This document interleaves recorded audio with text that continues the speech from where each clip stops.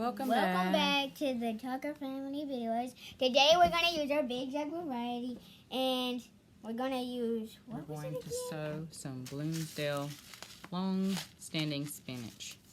If you haven't seen the other videos, we're going to go through jug prep with you, and then we're going to sow some seeds. We started winter sowing because starting seeds inside can be such a huge hassle, and I'm just going to be honest, they never made it. So I came across winter sowing. Someone recommended it to me, and it has been a lifesaver, and it has saved us tons of money. Instead of having to buy plant starts, we're able to start our own. I'm not saying that I don't spend excess amount on seeds, but hey, at least it's seeds and not plant starts. So we're going to start the prep for this jug. We've already removed the label from this one. This year we started using solder gun from Harbor Freight. They had them for like $5. I mean, I know there are more that are more expensive, but for this is all I need.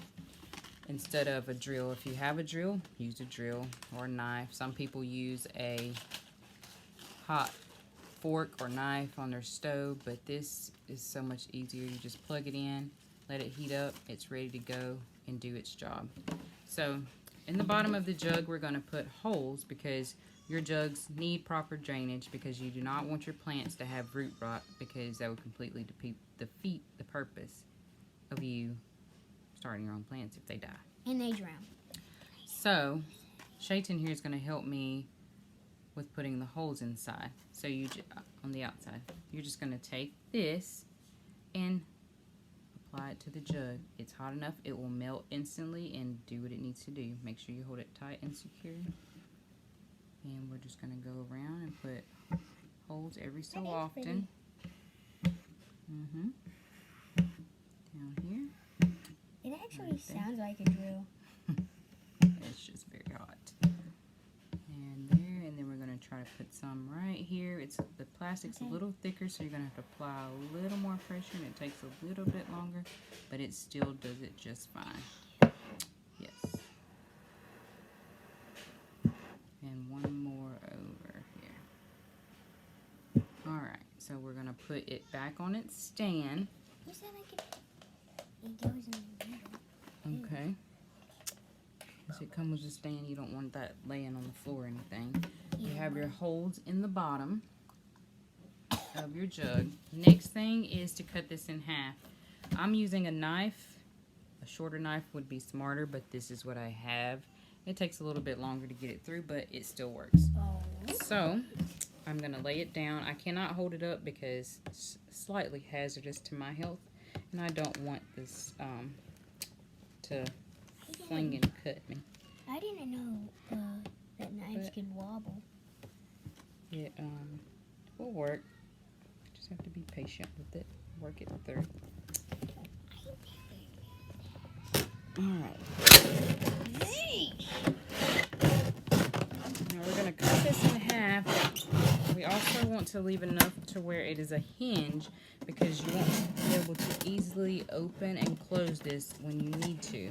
Sometimes there's on nice days you want your plants to get that direct sunlight, and the wind blowing helps make them stronger.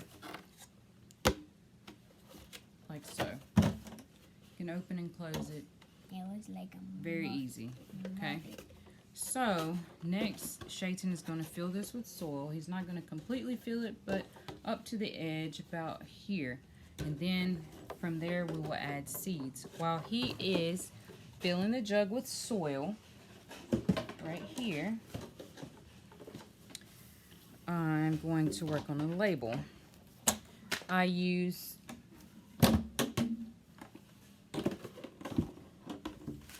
these labels. I got them from Amazon. Someone recommended them in our winter sowing group on Facebook, and I purchased them. Love them. And also these paint pens. If you use a Sharpie or any type of other marker, it's probably going to fade. Not probably, it is. I've used it over the years, and I've been doing my own personal garden for 10 years, and every single time, never fails, it fades. These are awesome. I've written on labels, left them out in the elements, jar of water, because it rained and I had collected them in a jar, forgot the jar outside. they are still perfectly fine.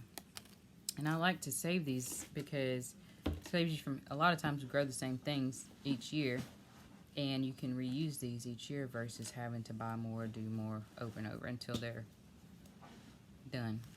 So, Bloomingdale spinach. Today is 12/22/20. You don't always have to put the date on there, but for some people it's helpful when you're outside and you want to compare.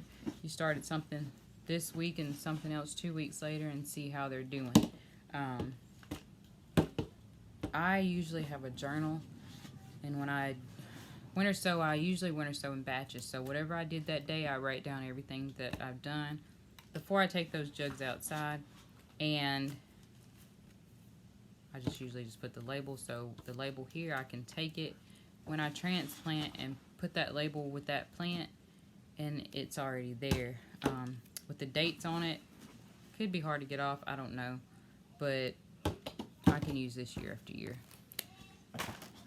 So once he is done putting the soil in, we're going to broadcast some Bloomingdale spinach. When I say broadcast, that means I'm going to take a handful of seeds and sprinkle it over this jug.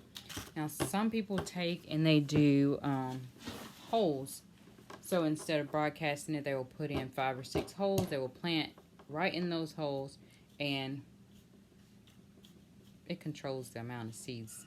I'm terrible at only sowing a certain amount of seeds, and I usually oversow. But it creates more plants, and I'm able to share those with other people, which also encourages them to grow, because starting seeds inside, again, can be very frustrating, especially if you don't have grow light systems and things like that, which can be very expensive. This is so much simpler and easier to do. That's plenty. So I'm going to take, he's going to hold this up so you can see. It can be kind of heavy with these big jugs, but they are such a huge blessing, because instead of me having to start multiple jugs, I only have to start one.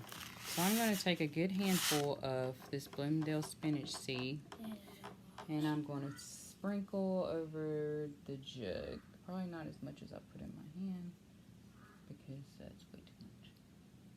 Okay, so Then you take just a little bit I'm of going to dirt. take a little bit of soil, sprinkle it around. Now sometimes you can take with your fingers and work this in more so. Okay.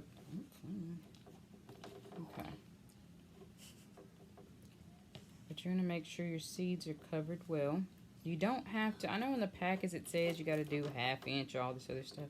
With winter sowing, you don't have to worry about all that. You don't have to stress your mind about all that. You're just going to cover up those seeds lightly. Right? And then you're going to take your label, stick it inside, and you're going to close it.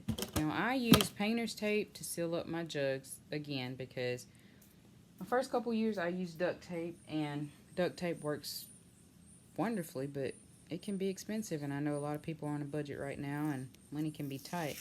To me, painter's tape goes a lot further, lasts a lot longer, and still made by duct, but you get more for your money. So I'm going to take this and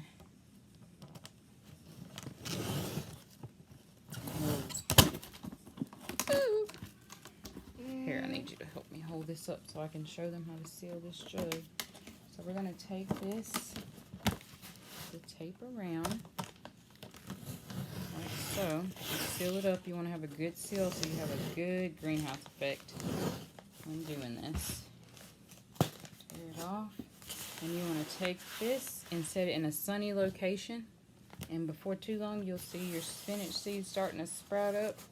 And spinach is really cold hardy, so I will probably let these get to be a good size before I transplant them. But this is enough spinach for me and many other people. So we'll take it and set it outside. It'll hold in that good hot air, and we'll be good to go. So we want to thank you for joining us, and we hope that you will choose to grow something for you and your family. Thank you again. Have a blessed day. Bye-bye.